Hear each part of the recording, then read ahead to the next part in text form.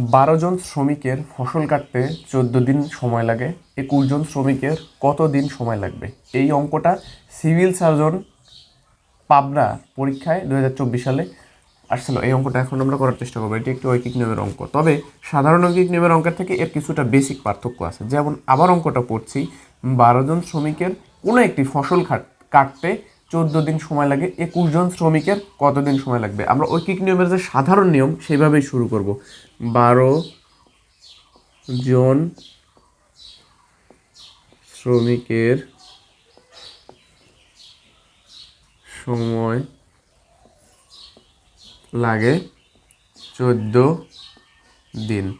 তাহলে একজন শ্রমিকের সময় লাগে, একটু বোঝার চেষ্টা করতে হবে। এখন আমরা সাধারণত ঐকিক নিয়মে একটা মুখস্থ একটা ব্যাপার করে থাকি, সেটা হচ্ছে যে যখন এরকম 12 জন শ্রমিকের সময় লাগে 14 দিন, তারপর যখন একে আসি তখন সবাই প্রায় অনেকেই মুখস্থগতভাবে এটাকে ভাগ করে দেয়, অর্থাৎ একজনে কম আবার বেশি হলে বেশি, তখন ভাগ, এরকম ব্যাপারটা তা না। এখানে একটু কমন সেন্স অ্যাপ্লাই করতে হবে।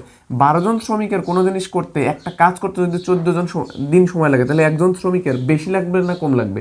ওই একই কাজ যখন একজন মানুষ করবে তখন তার বেশি লাগবে না কম লাগবে?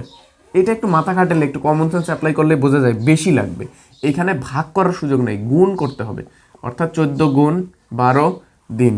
এবং তারপরে কি বলতেছে, 21 জন শ্রমিকের, 21 জন শ্রমিকের সময় লাগে। খুব স্বাভাবিকভাবেই 21 জন শ্রমিক মানে বেশি শ্রমিক, বেশি শ্রমিক মানে কম সময় লাগবে।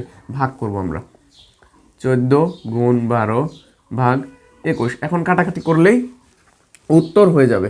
যেমন আমরা যদি 3 দিয়ে কাটি, 3 4 12, 3 7 21, 7 দিয়ে 14কে 2 বার কাটা যায়, 4 দুগুণা 8 দিন, অর্থাৎ 21 জন শ্রমিকের 8 দিন সময় লাগে।